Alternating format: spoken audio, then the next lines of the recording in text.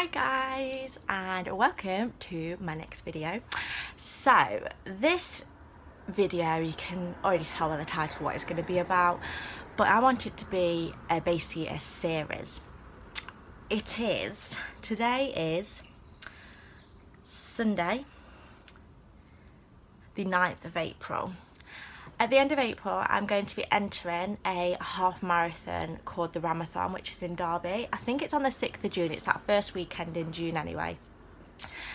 And I wanted to kind of do like a series, like train with me, get fit with me kind of series.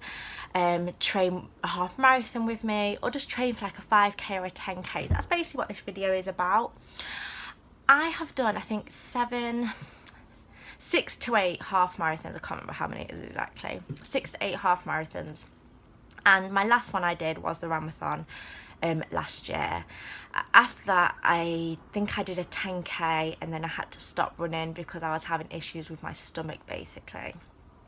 So I'm really excited to get back into running because I haven't done a run since, and yeah, it's something that I really enjoy once I get into. So I'm committing myself to do this Ramathon. It is taking me a few months to 100% decide if I'm doing it, because I don't know if I'm committed to do it enough. And I thought, you know what, just enter it and then you'll have to be committed. Training for a half marathon is tough. The first one I did was September 2013. That was the Great North Run. And I just entered that on a whim. Like, I entered that and I did it for Help for Heroes. I was doing it for charity, so it gave me a purpose other than just to get fit. And it was a blooming tough half marathon. I kind of underestimated it. I think I trained for it within like 6 to 8 weeks. Something stupid. I just kept leaving it. By the end of it, I was like dead, and I was like, I can't do that. I cannot. Why would people want to do that?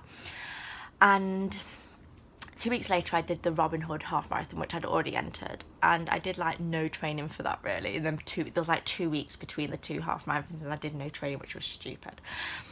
And the Robin Hood one I found harder than the Great North Run. One, because it was a warmer day, and two, because it was hillier. You could see the inclines, whereas the Great North Run you could feel the inclines, but the Robin Hood you could see them. And for me, if I can see it, it's a struggle straight away before I've even started it. So yeah, so training for a half marathon, it's tough, but it's a really fun challenge. You know, it's nothing like training for a full marathon, which I almost tried last year, and that's when I started to get problems with my stomach and had to stop. Training for a full marathon is just a completely different ball game, and that's something I really want to do one day, and I'm going to try and do it within the next few years. But I know this video is about half marathons. So, training for a half marathon, my top tips. First of all, download a running app. The app that I use is the Nike Run app. On that app, you get points as well. I can't remember what they're called. I want to say they're called fuel points or something, but I can't remember exactly. But you get points basically. And things like that spur me on. After you get so many points, you go up to the next colour level, and so on and so on. It tells you how far you've gone. You can do it in kilometres or miles. It tells you how many calories you've burned, how many points you've earned. It shows you your route of what you've done. It tells you how fast you've gone basically. And there are so many different running apps you can use, but I just really like the Nike one. You know, that's just my preference really. And you can kind of see like where your friends are, and people you've added on there. You can see how far they've run that week, and you know, you can sort of set yourself a challenge to like keep up with those people if that's what you want to do. If you just want to do it for yourself, then just do it for yourself. Tip number 2. Don't apply too much pressure to yourself. For me, when I apply pressure to myself, I just want to quit. And that doesn't work for me. I mean, it may work for you, but for me it doesn't work. These are just my tips on what helps me. So don't apply too much pressure to yourself, and set yourself one goal. So if it's your first half marathon, your goal should just be to finish the half marathon. Whether that means you have to run and walk, you're not failing because you've had to stop and walk. That's fine. But just set yourself one challenge. The issues that I have when I train for a half marathon, and do you know, I'm probably a bit of a hypocrite for saying set yourself one challenge. My one challenge this year should just be to finish the half marathon, because I haven't done a long run in a year basically, almost. But my challenge this year, I'm setting 2 goals, and I'll tell you why. I've done the Ramathon for the past 2 years, and in the 2 years I've hit a new personal best. This will be the 3rd year running I'm doing it, and I don't want to kind of like not hit a personal best with it. So I am kind of setting myself 2 goals. It should just be to run that half marathon and finish it, but I am going to try and set a personal best. Last year my goal was to finish it in under 2 hours, and I hit that, and I was so proud, and I'm still so proud of that. And my goal is to kind of hit under that. I finished it in just under 2 hours. It was 1 hour and 57 minutes and 58 seconds. So I was so close to like not finishing it under 2 hours. So yeah, my goal is to kind of beat my time as well as finish my half marathon. That's just my goal. So these are just my tips. They're not gonna work for everyone. What are we up to? Tip number 3? Tip 3, I think. In terms of following like a training plan, I had people, you know, who were like, they saw like on social media and stuff that I was running, and they would message me say like, oh, what training plan did you use? And I was like, I didn't use a training plan.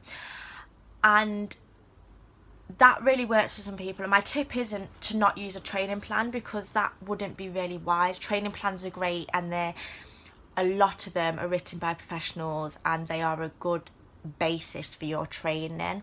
However, for me, there's like, even on the Nike app, there's a training plan. There's beginner, intermediate and expert, and then they do it for like a 5, a 10, half and a full. But for me, they have set days on what you have to run on those days, and what days are your rest days. And for me, I'm like, oh, I need to run 7 miles today, but I can't do that because I've got to do this instead. And then for me, I'm like, oh, in my head it's just all messed up. So I like to just create my own training plan, and the way I do that, I would say definitely have a training plan in place. That is my tip number 3. Whether that is one that you've got off the internet or one that you have made up yourself, just have a training plan in place. Your training plan could be Mondays is going to be a short run, Wednesday's a short run, Friday a short run, Saturday or Sunday a long run. It could be exact distances you're going to run. It could just be, I want to get out twice a week and run a short run and a long run. Whatever your training plan is, just make sure you have a training plan in place. My training plan was basically have a long run at the weekend and shorter runs in the week, and within them shorter runs try to build up the distance. But a short run for me was so in the week I'd say, right, I'm going to run up to about 6 to 8 miles. And then at the weekend, a long run would be 6+ miles. So I'd have to do it minimum 6 miles. Once I kind of built up to running like 6 miles in the week, my goal was changed. My goals changed from the distance to the speed. So right, okay, maybe you only do 4 miles today, but you need to do it within this time. And that was basically my own training plan, and that really worked for me. And that's the way I'm going to go this time. I'm not going to stick with a particular training plan. I'm just going to run. And you know, I would kind of say to start off with, I'm just going to say each time I go running, I'm just going to add half a mile on. And I'm going to try and aim to get out 3 times a week, 2 short ones and one long one at the weekend, especially now the weather's getting so nice as well. So yeah, anyway, I think they're all my tips really. I'm not saying they're the best tips. I am not an expert. I am not a professional runner. I just do this for a bit of fun. I love just getting the medals and collecting the medals and having them all like lined up. But they were just my 3 top tips really for running a half marathon. And yeah, this is going to be a series. So I haven't started training for my half marathon yet. So it's in like 2 months. I think it's probably like 8 weeks today, or maybe 7 weeks today. I'm not sure. So yeah, if you would like to train with me, then obviously leave me a comment down below, and I'm gonna do this as a series, as I said, so you will see more of me, and I'll keep you updated with my training, what's going well, what's not going well, what's working for me, what's not working for me.